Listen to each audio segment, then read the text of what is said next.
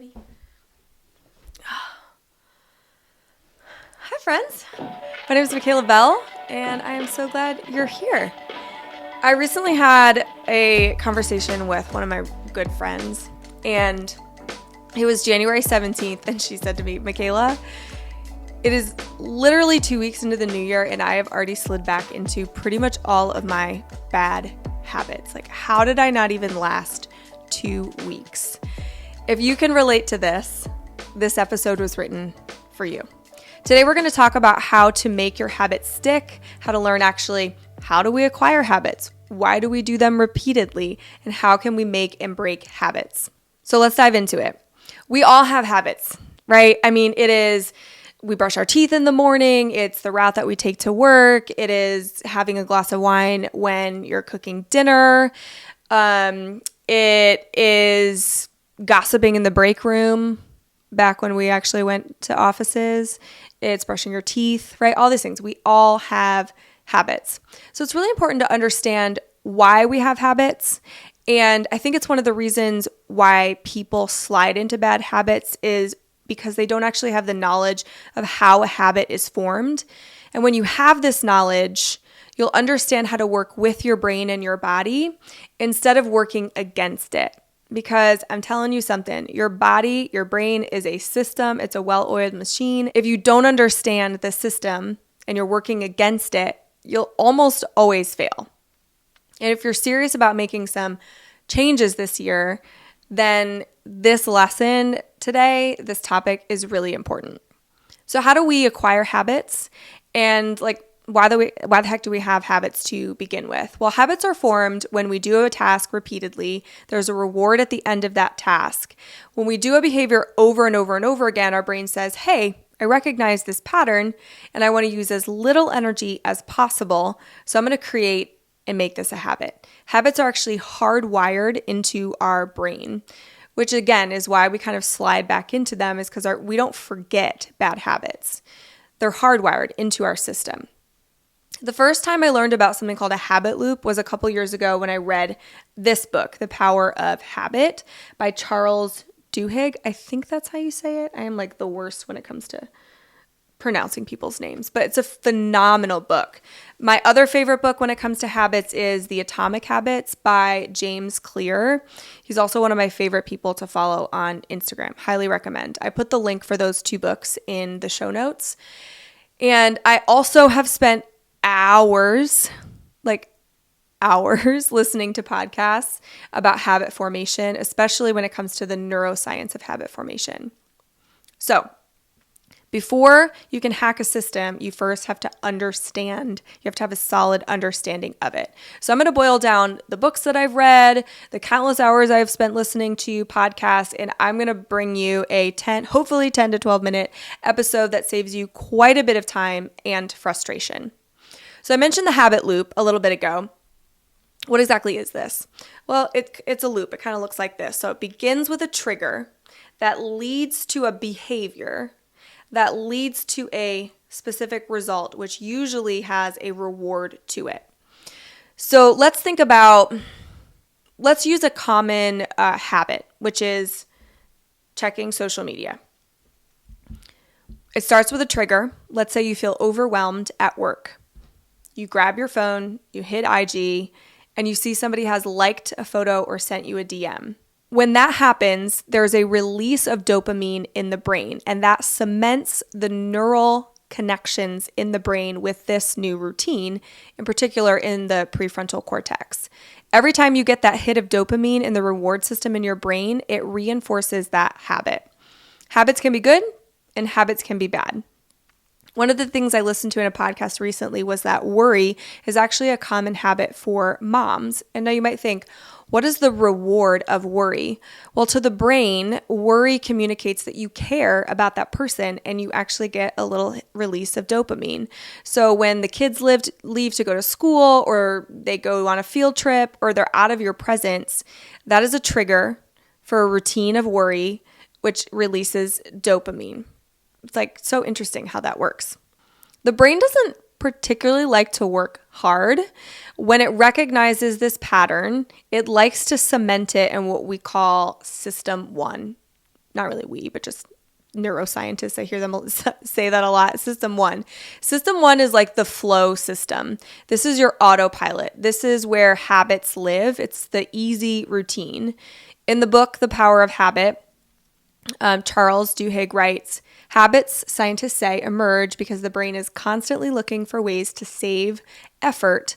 Left to its own devices, the brain will try to make almost any repeated behavior into a habit because habits allow our minds to ramp down more often. So that's why it likes this autopilot system. Have you ever gotten home from work, or maybe you drove like a route that you take all the time, and you get home and you think to yourself, I don't even remember driving. That's because your brain was in system one. It was on autopilot. And most of our lives are spent in this system. System two is called the reflective system. And this is associated with the prefrontal cortex. This is one of my favorite parts to study the area of the brain. The prefrontal cortex is like right behind your eyes at the front of your head. The prefrontal cortex is an area that's involved in executive functions. So it's things like concentration, organization, judgment, reasoning, decision-making, abstract thinking. In other words, it's working hard. It's like processing a lot. So your brain doesn't like to be there all the time. It would rather be in autopilot. So it overrides system two often just to be in system one. So knowing all of that, how do you change? How do you create better habits and then actually stick to them? So taking cognitive neuroscience into account here, meaning the intersection of neuroscience and psychology, I'm going to share 7 different science-backed tips. Now, before we get started, obviously, I just want to make one thing clear. I myself am not a neuroscientist, and I'm not a mental health professional. So this is not mental health advice. I am a coach, a mentor, a guide, and I love to share a lot of the things that I learn and the things that have really helped me. If you're struggling with mental health, always make sure that you are contacting your therapist or a mental health professional for advice. Okay, let's dive into these 7 tips. Number 1. You're actually already doing it. So bravo to you. Just by watching this YouTube episode, you're understanding how the brain works, and that allows you to help work with the body and the brain and not against it. So the triggers, the routine, the reward. You understand the habit loop. That in and of itself is going to help you with sticking to your habits.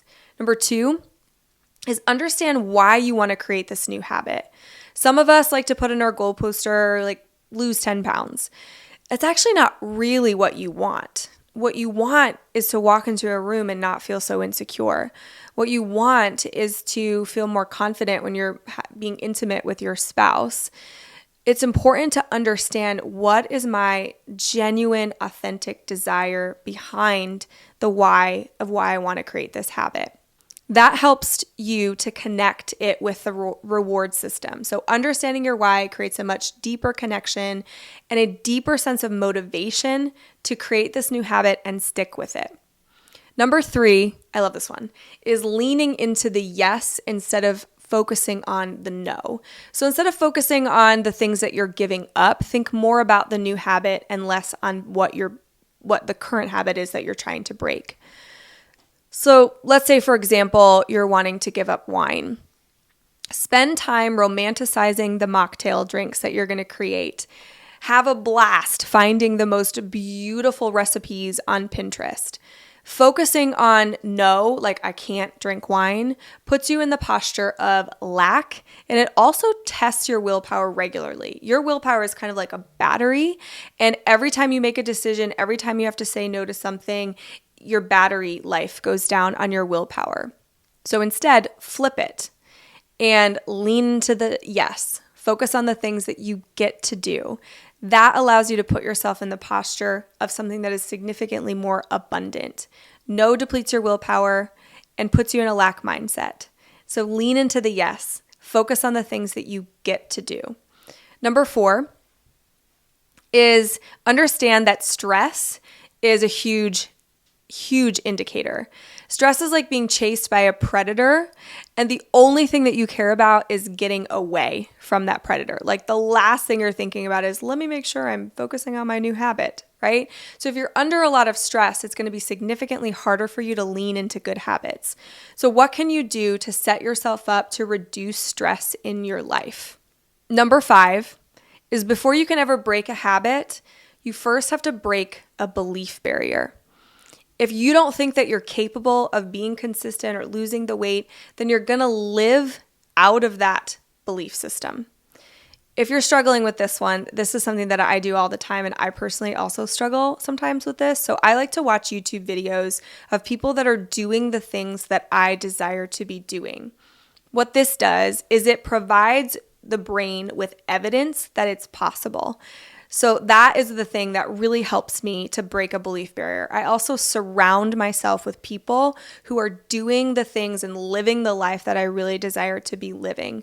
When you see things, you can't unsee it, and your brain is exposed to this beautiful possibility. So break a belief barrier. Do those things if you have to. Number 6 is something that I learned from Atomic Habits by James Clear. It's called habit stacking. I love this one. Okay, for example, and I'm going to be real with you here. One of my bad habits that I'm trying to break, and so the habit that I'm trying to create, is just being a little bit better about my laundry situation. I don't know if anything like me, but like laundry is, I just want to pull my hair out, and I will leave clean laundry out forever.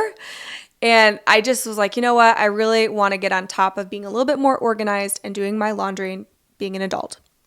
So habit stacking is when you take a habit that you want to create and you place it right after a habit that you're already really good at. So for me, I'm already good at working out every single day. It's not something I have to force myself to do. I love working out. It's a huge part of my life. So after I work out, I either get off the Peloton or come back from a Bar 3 class, and the first thing I do is I fold a load of laundry, right? My endorphins are going, my reward system, like I'm happier, and I'm significantly more happy than when I'm doing my laundry. So I have that habit that I'm already getting so much better at. Although my washer just broke, but it's okay.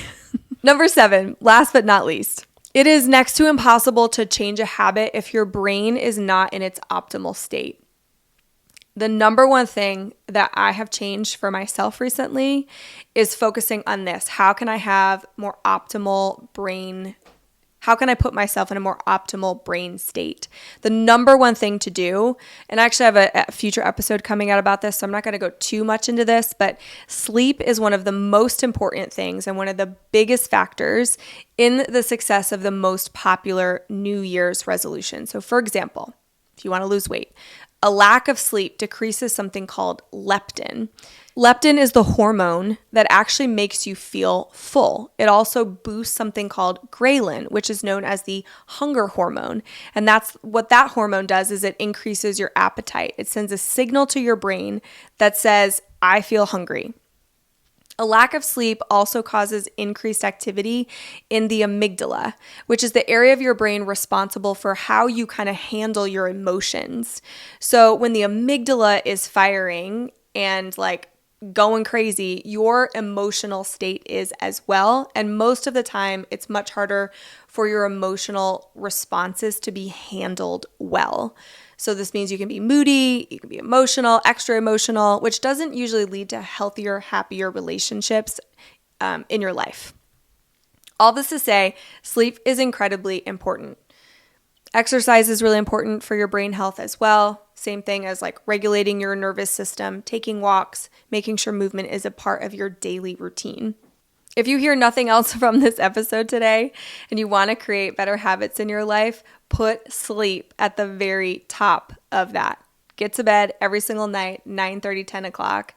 I am telling you, it literally, I mean, your body is made to sleep, right? It needs to sleep, not just for the body, but also the brain. It cleans it out so that the next day you feel less overwhelmed, more able to manage your emotions, and you feel lighter, you feel better. All of those things will help you when you're wanting to create new habits. Okay, one little bonus tip, super quick. Small habits that are seemingly insignificant are really the foundation of a strong house, the house being your goals, the house being your habit. One of the biggest mistakes that I see people make when it comes to wanting to change habits or setting goals for themselves is they make these really, really big changes because we feel like small change isn't big enough or isn't good enough, but really that couldn't be further from the truth. The small change is the thing that leads to the big change. Okay, question for you. What is the one thing that you want to implement today? What is your biggest takeaway? An overwhelmed mind does nothing. So think about what's one thing that I can do today to move myself in the direction of being able to stick with my habits. I hope you enjoyed the episode today. I can't wait to continue to share lots of information with you guys and just be on this journey together. So if you need a guide for growth, this is a really great place to be. See you guys next time.